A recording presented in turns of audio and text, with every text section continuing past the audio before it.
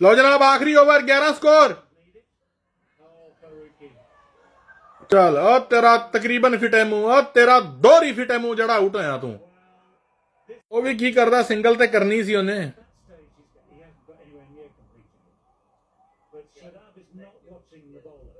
फारग हो गया ਉਹਨੂੰ ਉਮੀਦ ਹੀ ਨਹੀਂ ਸੀ ਕਿ ਭਾਈ ਅਫਗਾਨੀ ਵਾਲਾ ਕੰਮ ਵੀ ਪਾਣਗੇ लेकिन भाई ठीक है क्रिकेट का रूल आ मैं नहीं कहूंगा कि ਇਹਦੇ ਤੇ कोई लंबी चौड़ी डिबेट करो रूल इज अ रूल कोई कहे जी है स्पोर्ट्समैन स्पिरिट नहीं जी ये नहीं जी वो नहीं जी यूं नहीं जी वो नहीं जी जो क्रिकेट ਤੇ ਇੱਕ रूल बन गया वा ਤੇ ਫਿਰ ਵਿੱਚ ਰਹੋ ਨਾ ਵਿੱਚ ਰਹਿਣਾ ਬਣਦਾ ਵਾ ਉਹਨੇ ਕਿਉਂ ਆਊਟ ਕੀਤਾ ਇਦਾਂ ਆਊਟ ਨਹੀਂ ਸੀ ਲੈਣਾ ਦਿਸ ਸੀ ਦੈਟ ਸੀ no game is over your time is over man you have played a brilliant inning क्या शानदार वारी खेडी यार लेकिन ठीक है आई कैन अंडरस्टैंड कि सिंगल ही बंदे ने निकलना सी विच रहना सी काका विच रहना सी काका कोई गल नहीं भाजी पुराना पेचा नसीम शाह ते वध गया चौका Naseem Shah what a cricket ओ प्राग ये बहुत पुराना पेचा फिर दोबारा चौका मैच फिर फस गया जे ए तेरिया सट्टा तेरिया बहुत पुराना वैरी आ पा नसीम शाह बहुत पुराना वैरी है इन्हां दा कोई पता नहीं की गेम पवे हाले वो गेंदा रहिंदियां भाजी 5 आए हाय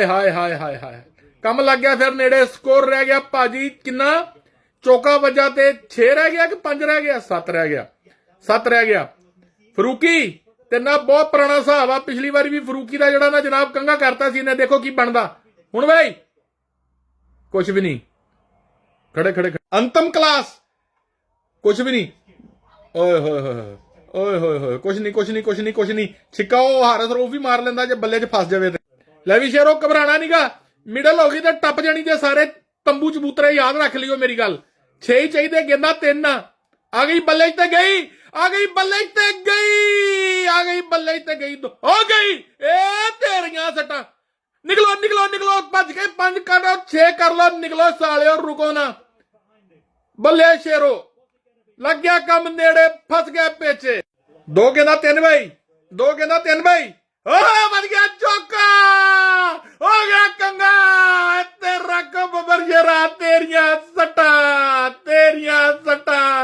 ओए बाबा जी बहुत ही माड़े मुकद्दर आ बाबा बहुत माड़े मुकद्दर आ भाई अफगानिस्तान दे एनू कहंदे पेल के रख देना एनू कहंदे नसीम शाह वंस अगेन